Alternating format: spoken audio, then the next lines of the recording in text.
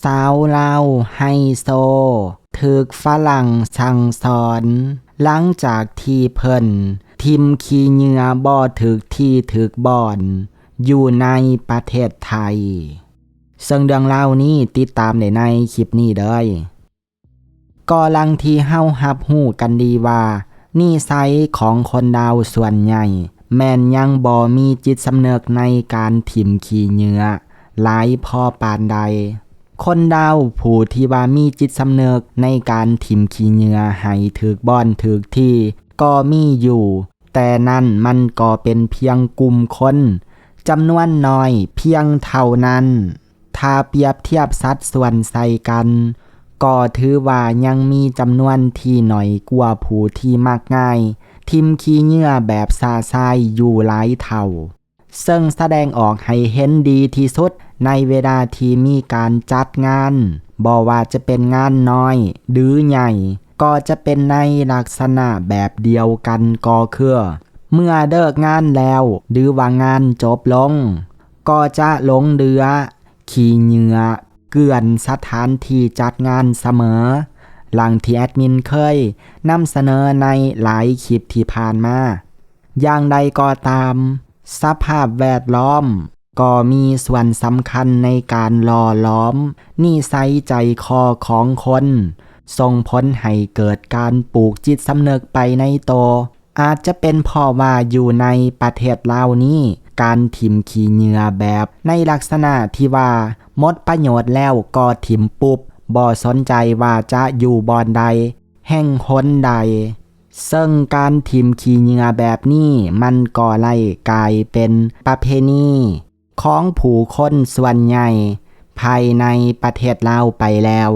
ผู้ที่ว่าพบเห็นพฤติกรรมการทิมแบบนั้นก็บ่มีไผกล้าไปต่อว่าหรือว่าสั่งสอนโดยเฉพาะคนที่มีเงินหรือว่าคนรวยแห้งบ่มีไผกล้าเข้าไปสั่งสอนหรือว่าตักเตือนซึ่งนั่นมันก็แตกต่างกันอย่างสิ้นเชิงกับประเทศไทยถ้าหากว่าผู้ใดทิมขี้เหงื่อบ่ถูกบ่อนผู้นั้นก็จะถูกตักเตือนทันทีบ่ว่าผู้นั้นจะรวยล้นฟ้าก็ตามด้วยเหตุนี้จึงพาให้ผู้คนในประเทศไทยบ่ว่าจะเป็นนักท่องเที่ยวชาวต่างชาติหรือคนไทยเองก็ตามเขาเจ้าจะมีจิตสำนึกในการทิมขี้เหงื่อให้ถูกบ่อนสูงเช่นว่าทิมใส่กระต้าขี้เหงื่อหรือทั้งขี้เหงื่อเป็นต้นลังกรณีเหตุการณ์ที่เกิดขึ้นในเมื่อวันที่20เดือนพฤษภาคมปี2024ได้มีผู้ใช้ Facebook ชาวไทยรายหนึ่งได้ออกมาโพสต์คลิปวิดีโอหนึ่งพร้อมระบุขอความว่าเบิ่งความกล้าของลุงเป็นหยังคนเถิงมักง่ายโดยเนื้อหาภายในคลิปวิดีโอดังกล่าวแอดมินสรุปไล่ลังนี้มีนักท่องเที่ยวชาวลาวกลุ่มหนึ่งขับรถหรูเขาไปท่องเที่ยวในประเทศไทยแต่ว่าหนึ่งในนักท่องเที่ยวในรถคันดังกล่าวไล่ทำการทิมขี้เหงื่อออกมาจากรถด้วยความที่ว่ามีนิสัยมักง่ายและเคยปฏิบัติอยู่ในประเทศลาวเพราะว่าประเทศลาวนี้การทิมขี้เหงื่อซาซายจะถือว่าเป็นเรื่องปกติท่านใดนั่นเองก็ได้มีชายชาวต่างชาติ1 คนไล่ย่างเข้าไปตักเตือนและสั่งสอนชาวลาวรายดังกล่าว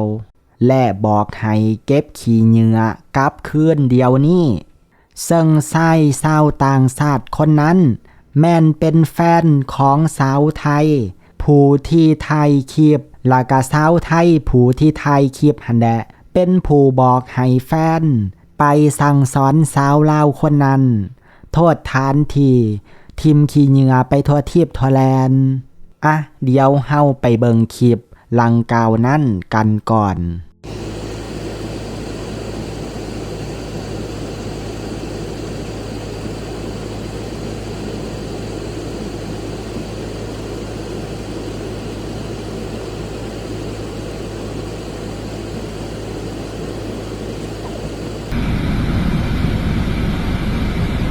จากไหนก็ไม่รู้กินเสร็จโยนทิ้งทุเรศ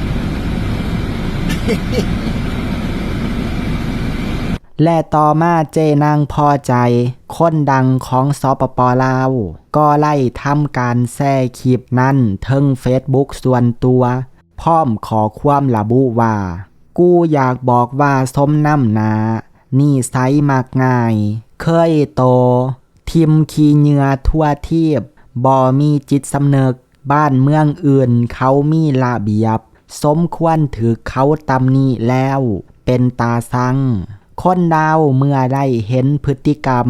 อันมากง่ายของคนในศาสตร์ประกอบกับความคิดเห็นของคนไทยก็มาคอมเมนต์ต่อว่าสาวลาวคนนั้นเป็นจำนวนหลายเฮ็ดเอาคนดาวที่มาคอมเมนต์ทางดุมโพสต์ของเจนางนั้นต่างก็พากันแห่อับอายจนบ่ฮู้สิเอาหน้าไปเสื่องไว้ไสคนดาวธานีได้มาคอมเมนต์ว่าหนึ่งในเอกลักษณ์ของความเป็นลาวโลงลังไปถึงต่างแลนคนดาวเฮาจงช่วยกันอายและภูมิใจในความเป็นลาวคอมเมนต์ต่อมาไปไทยสิเฮ็ดคืออยู่บ้านตัวเองบ่ได้เด้อยู่ไสก็ตามควรรักษาความสะอาดช่วยกันเขาบ่ปรับไหมก็ดีแล้วคอมเมนต์ต่อมาคักแห้งเลิศเดิดสมแลโลดงามคนงามแต่บ่มีมารยาทติดสันดานมักง่ายมักสบายตัวเองหาคอมเมนต์ต่อมาไปบ้านเขาผัดเฮ็ดคือบ้านตัวเองหาคอมเมนต์ถัดไปงามนาลาบาดนี้ป้ายกับป้ายดาวถ้าอยู่เฮือนตัวเองน่ะเฮ็ดจังไดก็ได้ออกนอกกรุณารักษาความสะอาดแน่เด้อสาวดีแต่ฝรั่งบ่จับถิ่มใส่รถเนาะคอมเมนต์ต่อมาเป็นของแรงงานดาวในประเทศไทยได้กล่าวว่าบ้านเขาหักความสะอาดคอยมาอยู่นี่จน7-8 ปีกินข้าวนมอมคอยยังบ่กล้าถิ่มเด้ยต้องยัดลงใส่ถุงเสือไว้ไปถิ่มอยู่เฮือนมาบ้านเขาสีทิมซาไส้คือบ้านโตบ่ได้อายแทนเด้รถกองามป้ายรถคือสัตว์มากคอมเมนต์ต่อมาคอยอายเขาเล่คนนี่ไซบอดีไปทางใดกะทิมซาทิมไส้บ่คำนึงถึงสิ่งแวดล้อมดีแล้วเขาบ่แจ้งตำรวจเอาไปปรับไหมคอมเมนต์ต่อมานี่คือนิสัยส่วนหลายของคนดาวมากง่ายทิมขี้เหงื่อสะไส้มันกลายเป็นประเพณีไปแล้วโดยบ่มีผู้กวดสอบบ่มีภาคส่วนใดใส่ใจต่อเรื่องความสะอาดมาฟังที่คอมเมนต์ต่อมาคนด้วยกะแบบนี้ดามักง่ายจนเคยโตเฮ็ดอยู่ประเทศตัวเองจนเป็นนิสัยและคงจะคิดว่าเอาไปใส่อยู่ไสก็ได้สมน้ำหนาเนาะพวกมักง่ายคือบ่เอาขี้เหงื่อนั้น